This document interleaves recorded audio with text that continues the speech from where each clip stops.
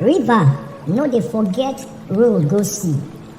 Even if stone block am, e go bend. E go find way sha. Na so God word be. E no dey miss road at all. If God talk am, my guy, na final. You fit still dey waka small small now, but your end go sweet pass sugar. So, relax for im current, make e carry you go your sea. Isaiah 55 verse 11. The writer for there say, na so my word be. E no go waka come back empty. E go do wetin I send am. E go achieve the work wey I give am. Na Baba God talk that one. This means say, as river dey flow steady until e meet sea, na so God word and plan for your life go still reach where God don mark am.